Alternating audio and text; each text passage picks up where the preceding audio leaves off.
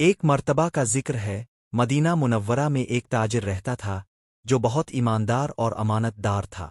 لوگ دور دور سے اس کے پاس تجارت کے لیے آتے کیونکہ سب کو اس کی دیانت پر یقین تھا۔